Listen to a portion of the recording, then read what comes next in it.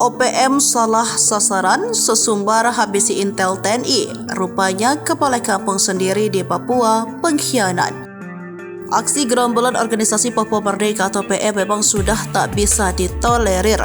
Masih ingat di ingatan warga, anggota OPM menembak mati kepala kampung Mondusit, Timo Ati Mimin di distrik Serambokan, Kabupaten Pegunungan Bintang beberapa waktu lalu. Tindakan itu dilakukan mereka atas tuduhan bahwa kepala kampung Mondusit merupakan mata-mata prajurit TNI Polri untuk menangkap semua anggota kelompok separatis di wilayah itu agar hukum. Bahkan juru bicara TPNPB OPM Sebi Sambo mengatakan bahwa penembakan itu benar dilakukan oleh anggota mereka. Tindakan itu dilakukan atas perintah Panglima Komando Wilayah Pertahanan 35 Bintang Timur, Ananias Ati Mimin. Dia menyebut bahwa penembakan kepala kampung Mondusit bukan tanpa alasan. Tindakan itu dilakukan prajurit TPNPB OPM karena korban dicurigai sebagai mata-mata aparat keamanan Indonesia.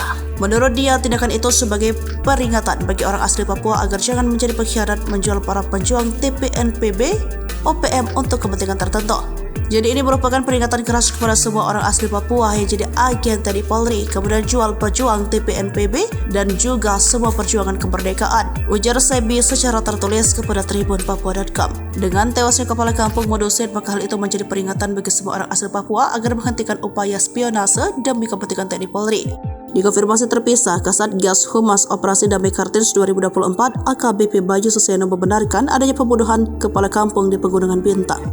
Adapun identitas korban yaitu Timo Kasib Mabin, usia 45 tahun yang sehari-hari bertugas sebagai kepala kampung Mondusit sekaligus Satuan Polisi Pamung Praja Kabupaten Pegunungan Bintang, kata Bayu dalam rilisnya. Menurut Bayu, modus pembunuhan terjadi karena TPNPB OPM mencurigai korban sebagai mata-mata yang membantu aparat keamanan. Ya, berdasarkan informasi yang kami terima telah terjadi pembunuhan terhadap seorang kepala kampung atas nama Timo Ati Mimi. Kami tegaskan bahwa korban bukan mata-mata aparat keamanan, ujarnya.